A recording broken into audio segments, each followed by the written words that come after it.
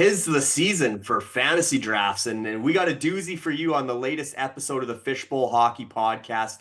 I've got Dan Nadeau and Nick Taylor here from the Ultimate Fantasy Hockey League, which is entering its seventh season as the most realistic, high-stakes fantasy experience. And you can join the action this fall. Great to have you guys here.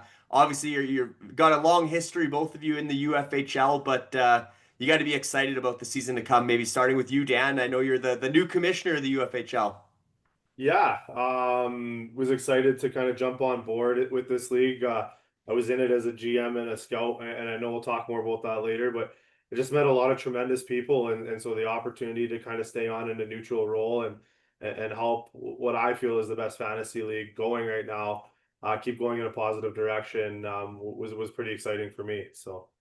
And Nick, you're relatively new to ownership, but no stranger to the platform as a whole. Obviously, there's a Dan mentioned scouting side, everything else involved with the Ultimate Fantasy Hockey League and the realism. But maybe just talk about being one of the representatives of the league and just being excited to get the new season going. Yeah, so I've been doing this for I want to say 4 years total when I started as a scout, but yeah, it's a lot of fun. I've been doing fantasy hockey for years. I mean, since the 90s when you look at the newspaper and tally up the stats and all that. So, just looking forward each year and I'm a rebuilding team, so it's a little hard at times. I'm trying to say it's year three of a 5-year build.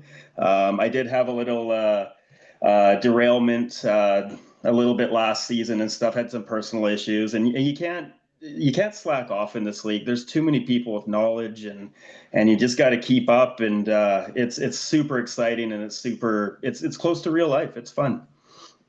For sure. And like I said, you've been around for 4 years, Dan. I think even longer than that. But this is the seventh season. And the good news for anybody that's hearing about the Ultimate Fantasy Hockey League for the first time on our podcast is that there's 5 franchises currently available for the 25-26 season with a redraft that features Connor McDavid and Auston Matthews among the player pool. 5 owners not returning from last season, their rosters and all of their assets, including their draft picks for upcoming years, back into that redraft player pool.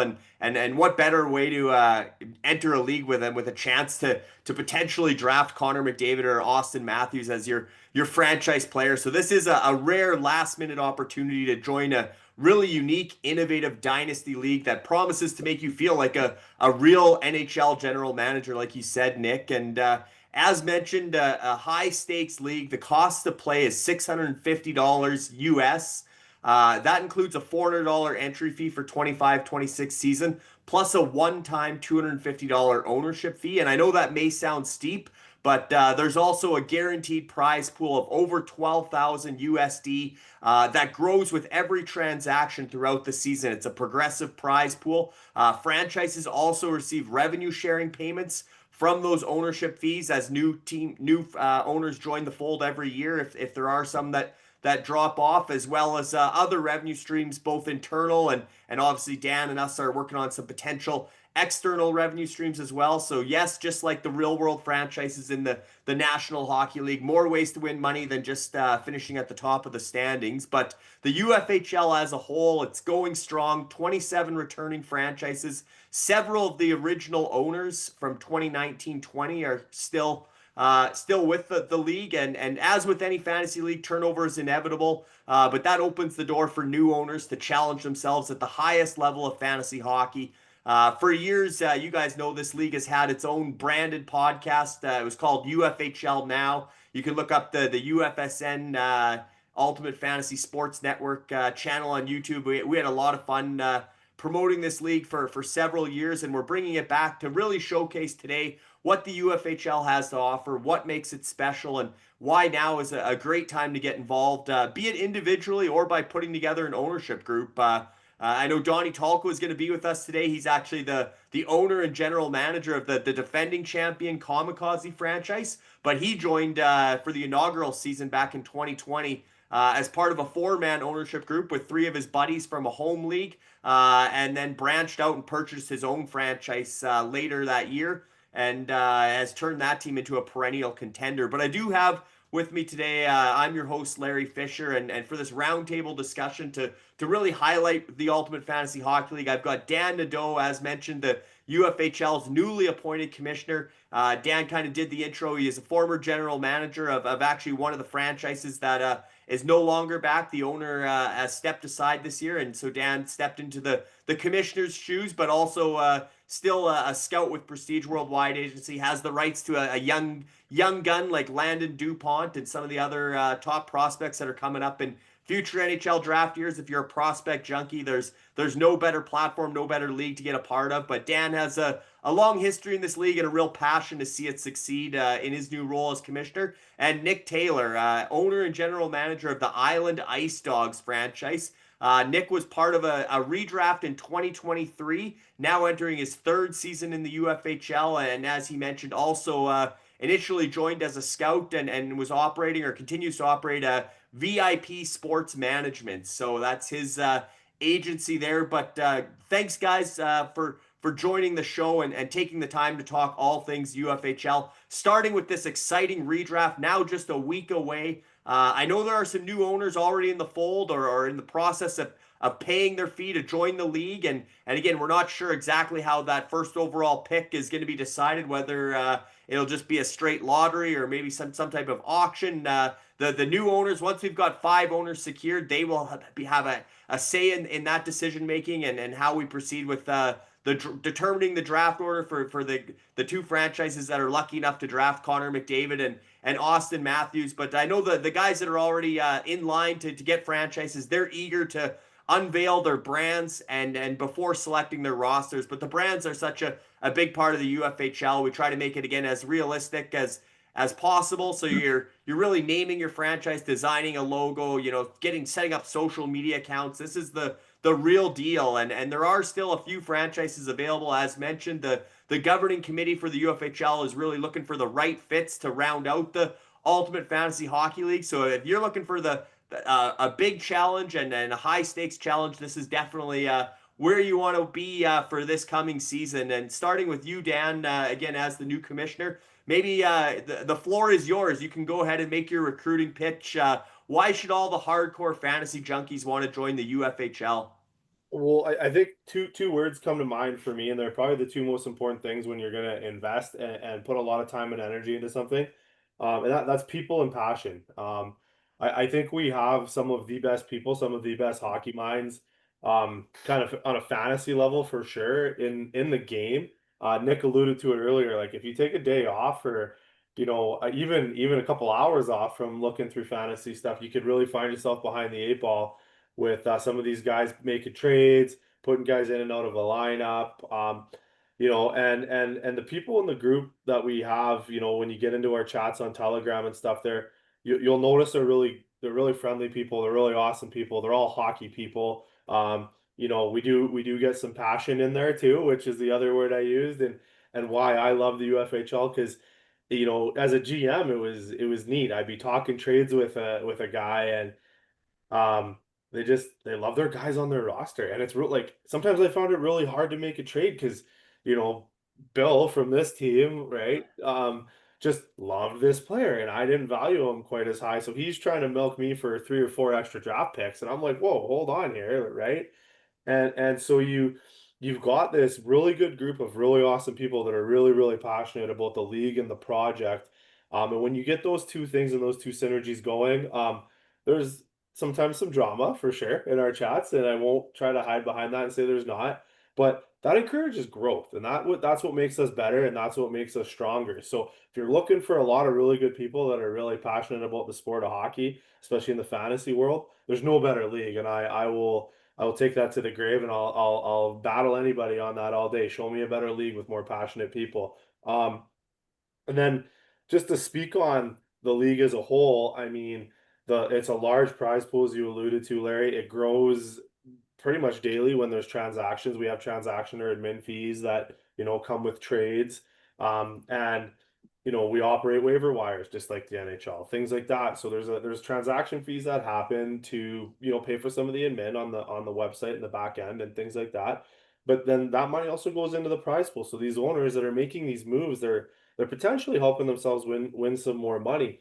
As we alluded to, it's 32 teams. So you've really got to know what you're getting out of your depth guys in this league, because we have a salary cap that mimics the NHL. And so, it's not just a matter of going and grabbing the 20 best players in the NHL and not worrying about dollars and cents. There's a salary cap, and you've got to prove that you can put a lineup on paper, and the lineup that works maybe on paper in the NHL. Like, I thought my Kryptonites team, when I had it, I was like, man, you put that in the NHL, like they're winning games. But like in fantasy, like we were usually mid to low end of the pack. And so fantasy is a whole different beast, because guys get points for everything. I think one of the things the league's really done in our scoring system is try to give some value to those third, fourth line guys that maybe get minimal ice time, but will block a shot or throw some hits or get some extra shorthanded time, to allow for those guys to help out teams, and not just sort of be throwaway guys. And so it's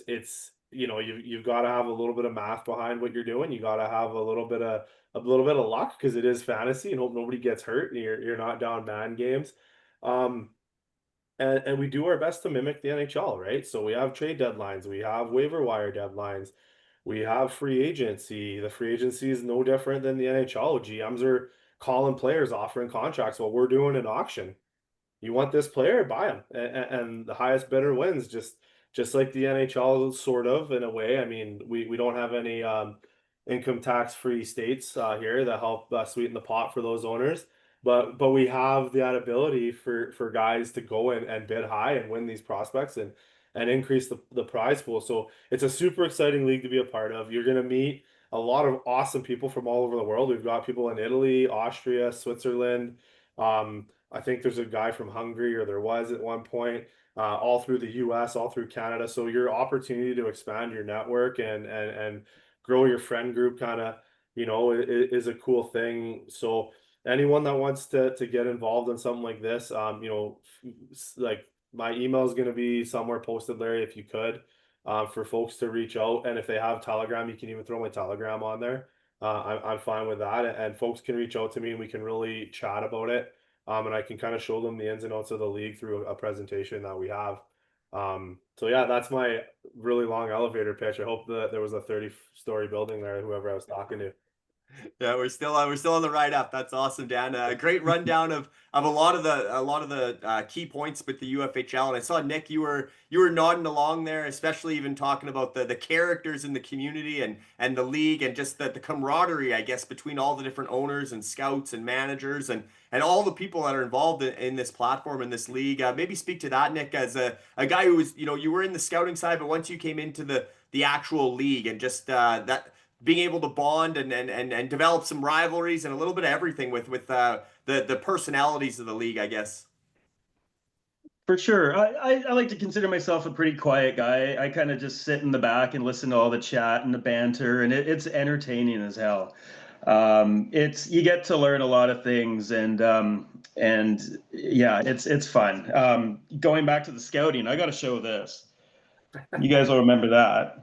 Right? Yeah, You're yeah. in the same thing, Larry? Yeah, I got that. We're rocking Oh, there you the go. old Perfect. school It's one of the scouting best too. Yeah. logos. I love it. But yeah, sorry, your question again fully was. Just the community that we've built, and Oh, obviously, even I know Dan mentioned, like, the amount of people that are big fantasy enthusiasts, but also involved in real world hockey. We've had a lot of former NHL players, former NHL managers and scouts involved, coming onto the platform and helping lend their expertise. But it is a really tight knit community, even though you have the rivalries, no doubt.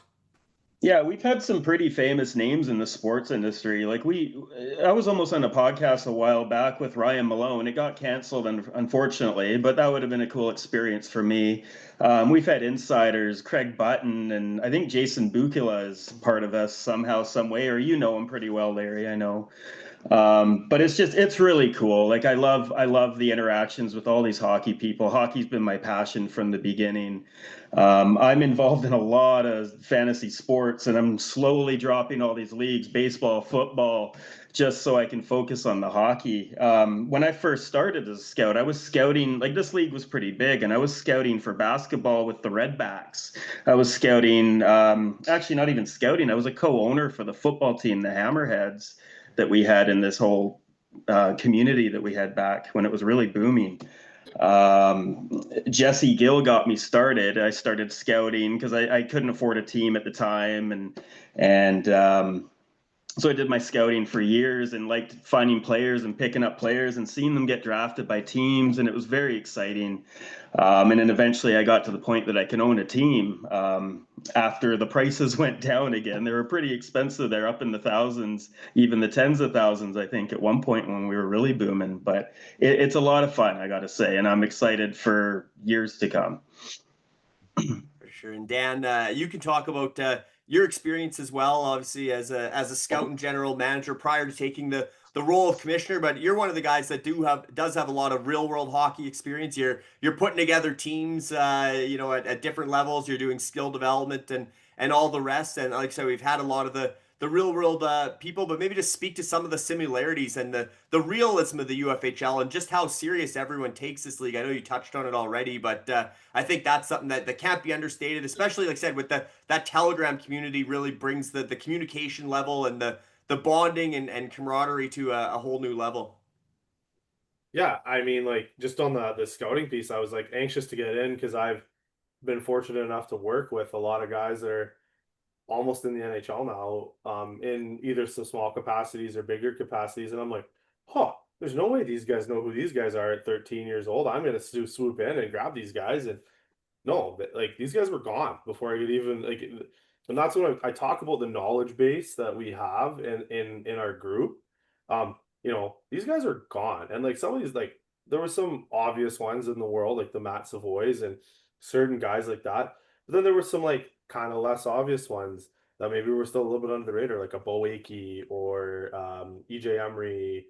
Guys like that that I've known that have come to mind, and they were gone before I even had an opportunity or a sniff to be like, oh, I found these guys and did it. So it's the most challenging league I think I've ever been a part of. And you know the biggest thing I could tell any new owner that's coming in is do your homework on prospects. The one thing that I didn't do a good enough job of is having a lot of waiver exempt guys, and those games played matters in this league. Now that we're going to head, it might change that a little bit. But like when we were a total point system, like being able to maximize your games played on a nightly basis and having guys in the lineup that were playing games getting you points was crucial. And one thing that we just didn't have. We just didn't have a thick cupboard. And it's hard to stock it because you're dealing with guys that are very knowledgeable or more knowledgeable than you. I'll fully admit there's smarter guys in there than me about some of the prospects that are coming up and some of the guys and they're getting to them before you can even get them in the cupboard, right? And so the biggest thing I'll tell people is like don't do this as a part-time thing. Like it's not your job, I get that, but like just make sure you're coming ready to compete because it's going to be tough. It's going to be tough, and it's not to scare anybody. I think that should be exciting that you get challenged every day. This isn't your 15 buddies throwing $20 in a hat, running a pool, and you get to make each other's profile picture for the week when you're playing each other and chirp. Like this is 32 folks that know what they're doing every single day. And we have a lot of fun with it.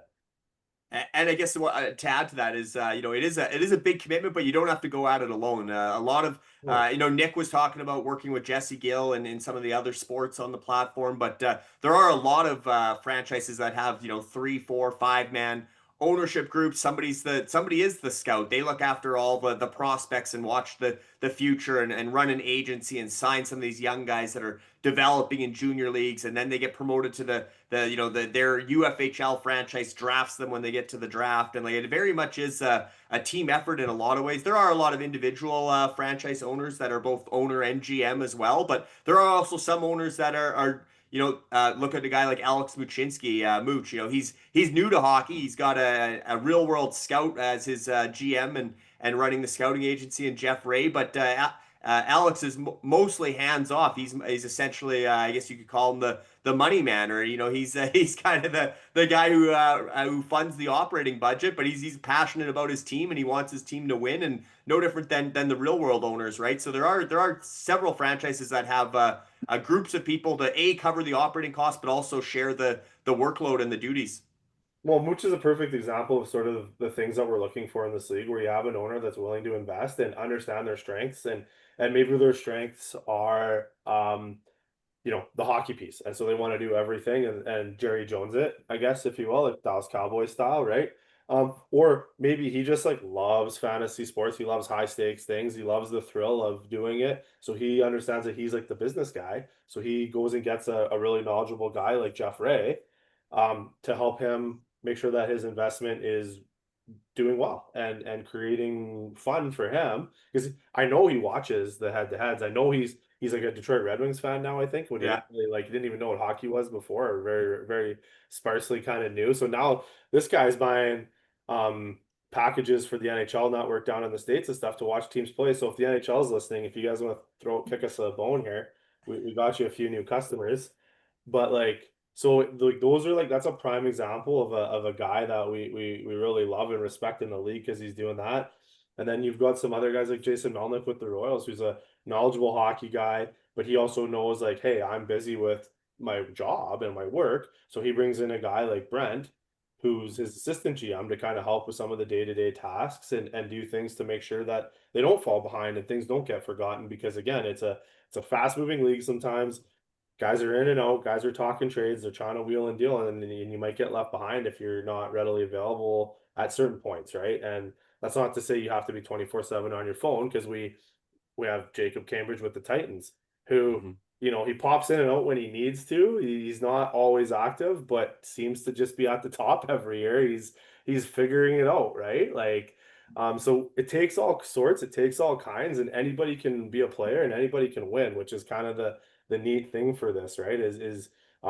You can kind of do it how you want to do it, and you'll still be successful as long as you're willing to show up at the right time. So like the draft, the free agency, things like that, and just invest those days or those hours into those times, and be like Jacob and just kind of wait in the shadows a little bit and pop in and out when you need to, and then just finish in first some years. Yeah, he's been managed to be a perennial contender, and like you said, I think the big thing with Mooch, he's a Red Wings fan, but he's a Red Army fan first. He fell in love with his franchise in the UFHL before he became a fan of an NHL team, and so when he's watching hockey down in New York City, he's looking for, okay, I'm gonna watch my Red Army guys. I think they have Lucas Raymond, so that makes it easy to cheer on the Red Wings. But they might even have Marco Casper now too, I think. But at the same time, he's watching what he's looking at his Red Army roster, and he's going on NHL Center Ice or whatever the package is down there, and he's finding his Red Army guys to watch for the night. So it is something that everyone takes very seriously. Nick, I know you're a passionate hockey guy. You've been around hockey for a long time in British Columbia and Canada. But talk about your franchise. You already said you're kind of in year 3 of 5 in the building. I know you got guys like Bo Horvat, Darnell Nurse. You got the Vancouver Canucks goaltending tandem. You got prospects like Jonathan Lekkerimäki, Isaac Rosen, Sam Honzek. I've seen you got multiple first-round picks for 2026 and 2027. Those are looking like some really elite draft classes coming up still.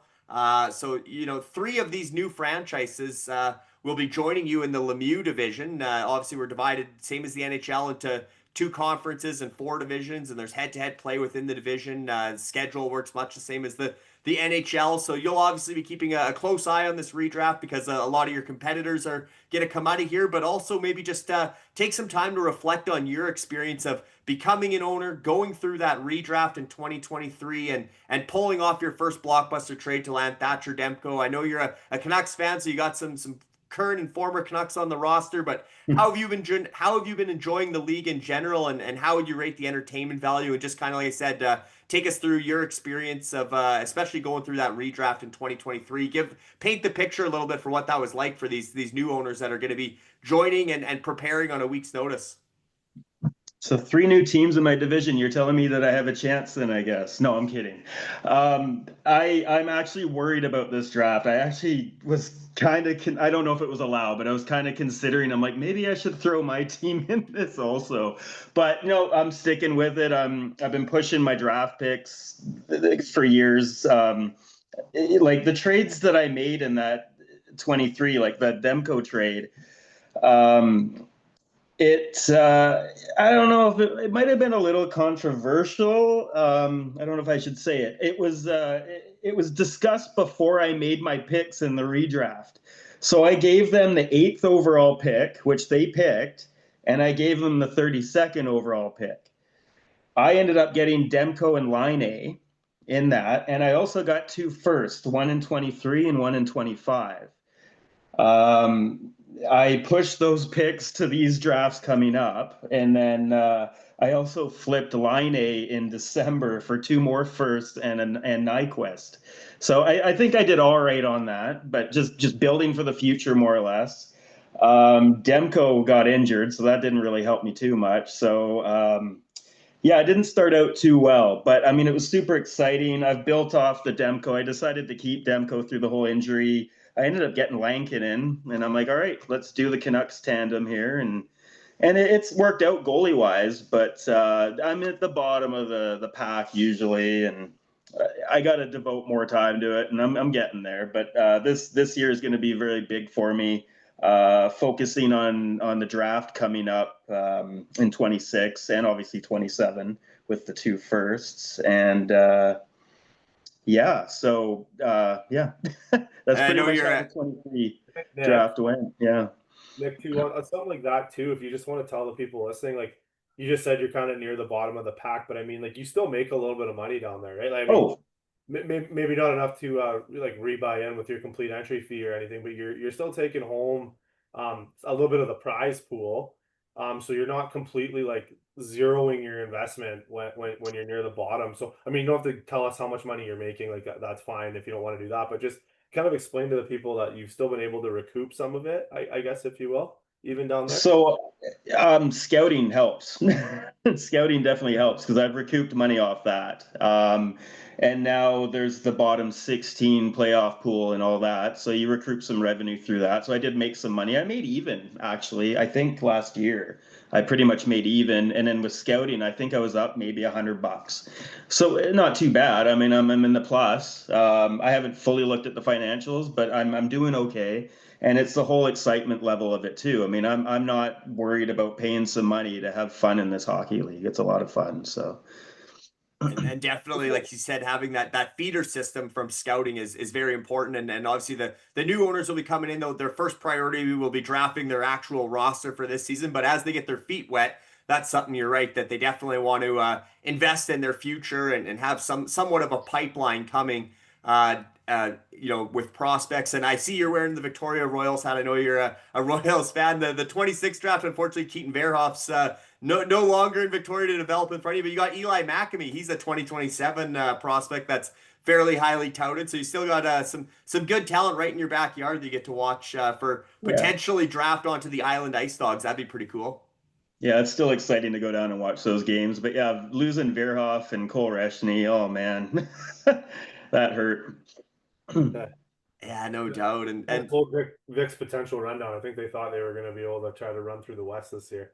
I think I they know. probably, yeah, them and Spokane. I mean, they were the Western Conference Championship Series last year and would have been the favorites again this year, no doubt. But yeah, I Hmm. guess back to the UFHL from the WHL, but the UFHL shifting to a head-to-head format this season, that adds to the realism, right? It's going to feel like you're actually playing games versus has been a total points league through 6 seasons. I should specify that was in the regular season. Very innovative. The UFHL playoffs take place. Most fantasy leagues, your playoffs are towards the end of the regular season in the NHL. Not in the UFHL. It's game 1 to game 82 or game 84 of the regular season. And then the playoffs mirror the NHL playoffs. And the playoffs have always been head to head in the UFHL. So the owners, the GMs, they're familiar with the head-to-head format that will be in place this year. It's going to be from day one of the regular season. That's obviously a big change that the owners all, again, we run very much like a board of governors, and every owner, every franchise gets a vote on a big decision like that. There was a good appetite. It's been tabled before in the past 6 seasons to make the change to head to head. We decided that there needed to be some more research, some more data brought forward. So Colin Mills did a deep dive on how the head to head would impact the standings potentially, and brought that forward. And the owners voted in favor to adopt a head to head format this year. So like I said, that'll add to the entertainment value both for the new and old owners. We've already got rivalries in the league, but now that you're going to be head to head some weeks is going to make it that much more. And maybe for you, Nick, are you looking forward to that head to head competition, and just what's to come with this new format? Yeah, for sure. You're gonna get to know the other teams a lot better. There's gonna be more discussions, more chatter, more passion, as Dan said. But yeah, it's gonna be a lot of fun. You're just gonna get to know a lot of the other teams and the people involved with them a lot more. And Dad, do you want to weigh in too on what the decision to go to head, and just kind of the excitement level around that? Yeah, I think it's just another opportunity to more closely mirror the NHL with a sort of an 84 game regular season, if you will. I mean, it's still a head to head total point for the week thing. Like, you're not winning necessarily stat categories. You're either winning the game because you had a higher point total, or you're tying the game, or you're losing the game, right? So it's just gonna mimic that NHL thing a little bit more, for us to create that more realism. Um, and then again, like, I'll use the passion word because that's my favorite word about our group. We're gonna create those rivalries. There's some that are already there, because there's differences of opinions when you get a group of 32 together, and some of them are gonna get to go head to head and let each other know whose opinion was right that week, I guess, if you will. And so anytime you can have engagement in a group, and people aren't quiet and silent the whole time, is a really good thing for something like this, right? Like, the more people that are engaged and talking and active, that creates more excitement. Ultimately, for the owners in our league, and any new owners coming in, that creates more money in your pocket. And then on the flip side, for myself and Larry and some of the folks on the committee, when we get that creates a more marketable product for us to be able to go out, maybe look for that external sort of revenue, and tie ourselves maybe to a fantasy website, or other things, that other avenues we might look at, because we have the best owners, the most passionate owners, the most stable ownership group of any fantasy, and where we could turn this into, like, you look at esports, how they've taken off. Like, this could be something similar to that on the fantasy level. Yeah, it's certainly what the original founders of the platform envisioned, was professional fantasy sports. Obviously mirroring the real world and getting as close as possible. Like I said, the level of engagement in this league, and the level of activity, would, like, engagement drives activity, drives passion. All the rest is second to none. I've never seen anything like it in fantasy. And obviously, the head-to-head format, that's very familiar to most. I mean, obviously there still are the box pools and stuff, but generally speaking, your deeper keeper leagues, dynasty leagues, they all generally do have a head-to-head format. So I think for the new owners coming in, it's not going to be anything. There's not much that you're going to be met with here that's going to be foreign to you, other than really, you might want to bring a capologist with you. You might want to brush up on your CBA. You might want to. I know that's a big book to read, the NHL CBA, but our league functions very similar in the Ultimate Fantasy Hockey League. But again, that's what you want. That's why you're joining this league, is because you want that challenge. That's you think you have a pretty deep league. You got 20 owners and 30-man rosters or whatever, and you got even third and fourth line guys on your home league fantasy team. But here, like Dan's saying and Nick's saying, you got a reserve list of up to 50. You got your 50 contracts. You got reserve lists. You got guys that were in the NHL that are now over in Europe. You're tracking them for when they're going to come back and how they're going to fit back into your cap picture and everything else. Like, this is next level fantasy. It's as close to professional as you're going to get. And Nick, I know you mentioned considering throwing the Ice Dogs roster back into this redraft and making it a six team redraft or six franchise redraft, and the potential to land a McDavid or a Matthews, but those guys weren't available the last time around. So for these new owners, that's you must be a little bit envious of this player pool by comparison, and just maybe talk about your draft strategy. Back when you took over when you had I guess almost an expansion franchise for the Island Ice Dogs, but just how you approach that redraft, and like I said, obviously this player pool might even be better than the one you were privy to. I like my goalies better. No, I'm kidding. There's not much to pick from for goalies, it seems like, in that redraft. So you might want to take a chance on one. I don't know. But third overall, I mean, it's got to be McAvoy, right? It's got to be. I would pick McAvoy, I think, third. Yeah, well, yeah, it's, I was going to say, we don't have time to do a full 50-round mock draft, but if we take a closer look and have a little fun here, assuming McDavid and Matthews are going 1-2 to the lucky new owners that secure those picks, however we decide the draft order, like you said, Charlie McAvoy's out there as a potential third overall option. Dan, and Nick made a good point that, the goaltending's not that deep. Jordan Binnington, Anthony Stolarz, some younger guys. Obviously, I think Karel Vejmelka's in there, but there's maybe, I don't even know if there is 5 starters, let alone you got 2 goalie spots. So it's going to be interesting on the goaltending. But are you taking a goalie third overall, or who are you lining up third overall? If I know Charlie McAvoy was a kryptonite, so maybe you're biased towards him already. He was, and I mean that would be a great pickup. You could look at a guy like Sam Bennett, who's sort of come alive in Florida there. So sort of a fantasy dream, if you will, because he fights, he hits, he shoots pucks a lot, he gets points. So again, when you're talking about those incremental points you can get in fantasy for the intangibles of the game, a Sam Bennett, might be a guy you look at. McAvoy, obviously, D generally block a few more shots. It can help you get a few more points that way. So it really depends how you want to build your fantasy team. You know, my advice is do your research on how the point system works and look at what the guys are good at, because you're going to get into a situation where you're going to need a couple $1 million guys that could get you some points, right?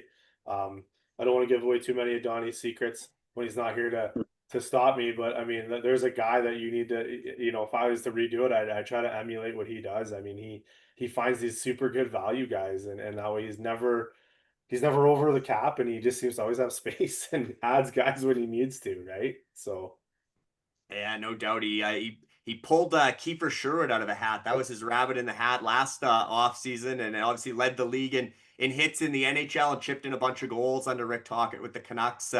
Obviously, Nick's very familiar with Kiefer Sherwood too, but Donnie's done a great job. A lot of guys have done a great job. Like I said, I think when you're doing that research, bring your calculator, because you look at Sam Bennett and you look at some of these other guys that maybe have bigger contracts. Sam Bennett's in a no tax state down in Florida. He signed a bit of a hometown discount for his to stay with the Panthers, and not only is he hitting all the categories, he's coming in at a pretty good points per cap hit as well. So good bang for your buck with a guy like Sam Bennett at third overall. Obviously, there are a lot of just looking at the player pool. I kind of mapped out my top 55, which obviously you got 5 franchises. That takes you through 11 rounds. That's essentially half of your active roster for these 5 franchises. So there is plenty of talent available. And also, one thing that's cool is all the draft picks that those 5 franchises had accumulated for 2026 and 2027, they're also available in this draft. So that adds a little bit of an interesting dynamic. Maybe if you're really building for the future and one of those are looking like a potential lottery pick,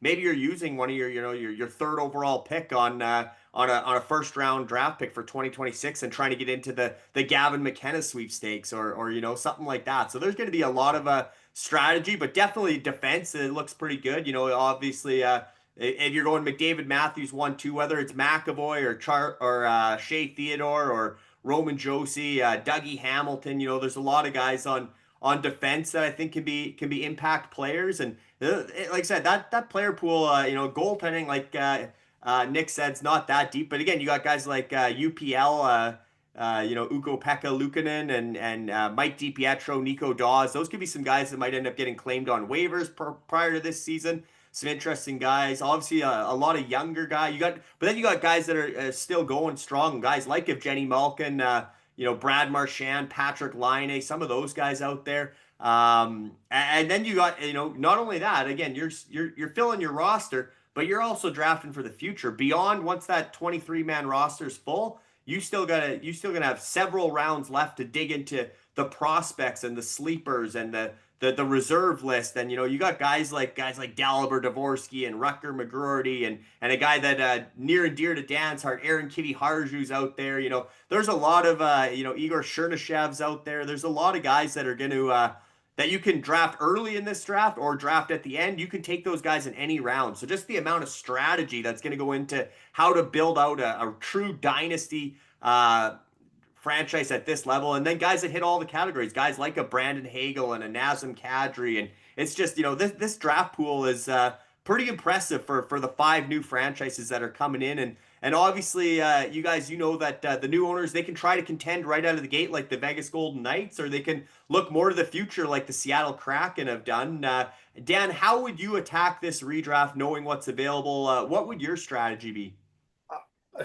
Listen, I guess you kind of hit the nail on the head. You could go both ways. So being a guy for me that, maybe I don't have the funds to invest in a scouting agency and grab all these draft picks and do that. I'm gonna go with the contend right away and find the high value franchise points thing.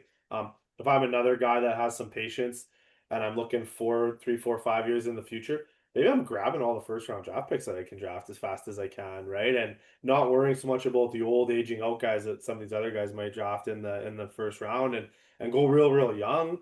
Take my licks for a couple years, but have that pipeline that all of a sudden now you're a 5, 6, 7, 8 year top of the league perennial contender. And in those, 3 to 4 years that you're suffering, well, the prize pool is growing for the 5, 6, 7, 8, 9 years down the road that you're going to start winning that prize pool. And now it's maybe no longer a $12,000 prize pool. Maybe we're talking a $30,000 prize pool that you're pulling sort of the top end of the margin there, how we do our calculations for who gets what from 1 to 32 down. And now all of a sudden that investment's worth it for you, right? So it just depends on what your long-term vision is for your franchise. Do you want to try to win bucks right away? We've seen that go really well. We've seen that go south, right? Nick will tell you what the rebuilding is like. He didn't have that gray in his beard before he started.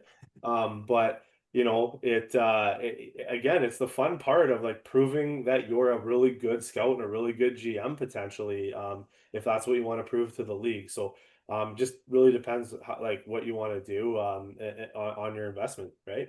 Yeah, it is the ultimate proving ground. And Nick, you can jump in on kind of you've kind of seen what this player pool looks like. Obviously you're crossing your fingers, crossing your toes.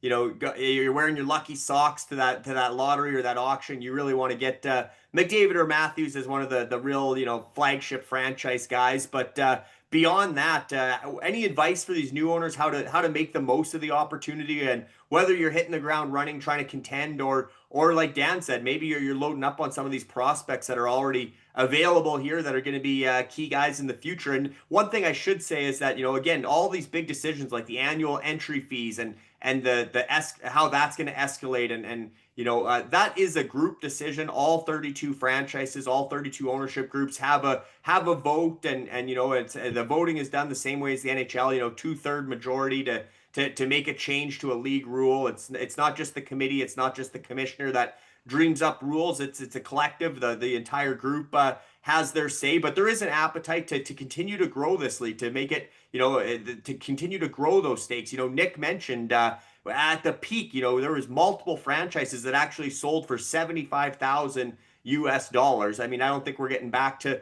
that level in the next couple of years necessarily, but you never know. The potential's there. If we were there once in 21, 22, there's no reason the league can't continue to be profitable and grow and gain more exposure and bring in more real world people and really become the ultimate fantasy hockey league and live up to its name. But Nick, in terms of the redraft and like I said, what's your outlook on the player pool? I know you contemplated even throwing your guys back, but what would maybe your approach to it? How would you maybe do things differently than if you were to go back in time and redo that 2023 redraft with the current player pool? Would you change your approach?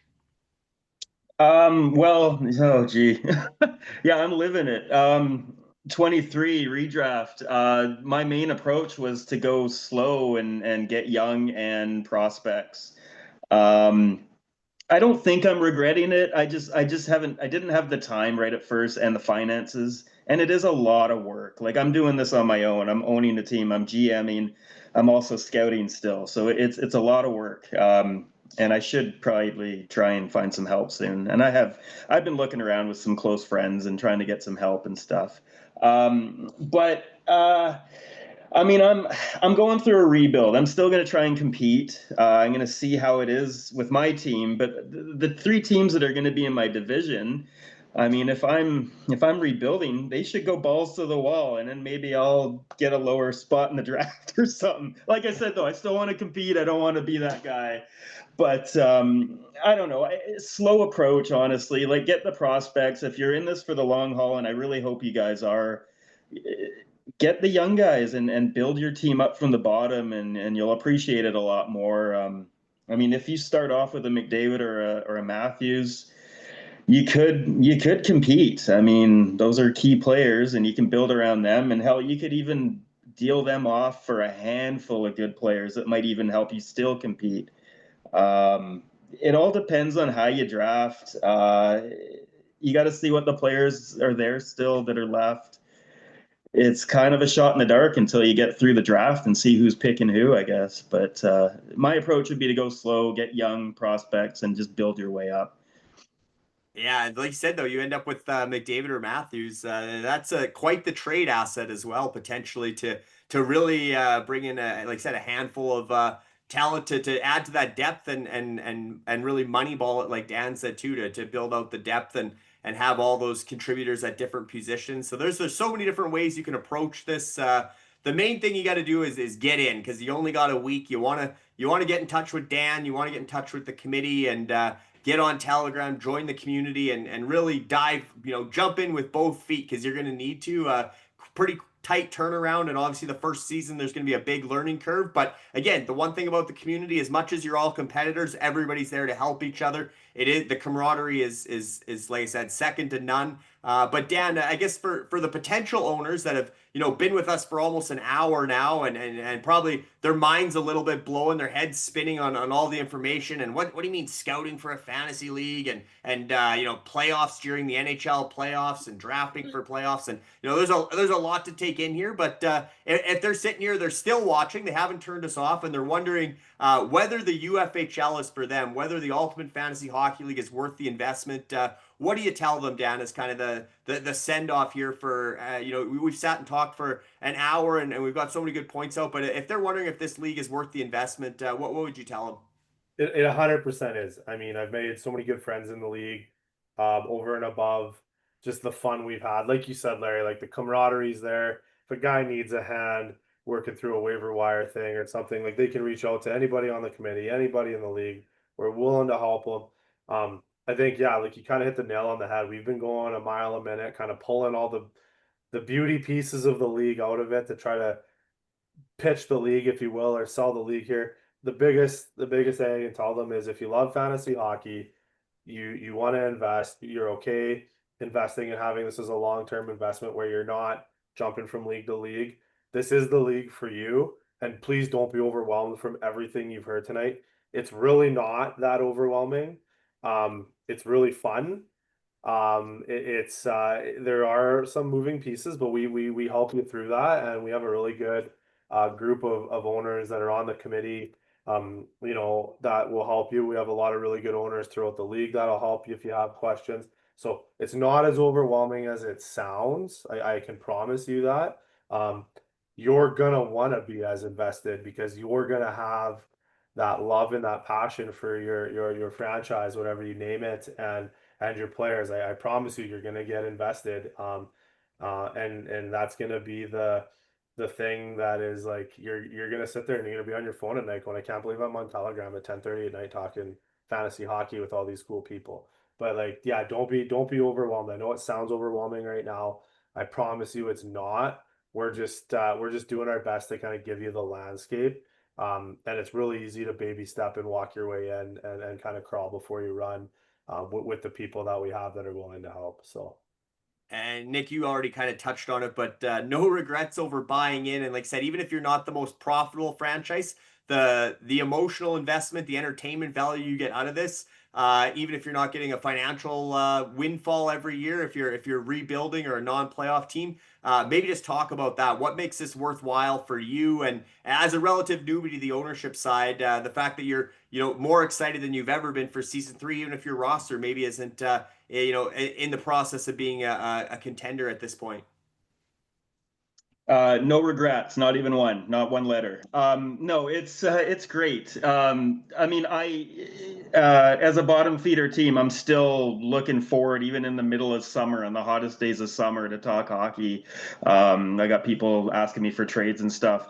And don't let my talking think it's overwhelming and too much. I mean, I lead a very, very busy life. I work 40 hours a week. I drive an hour to work every day.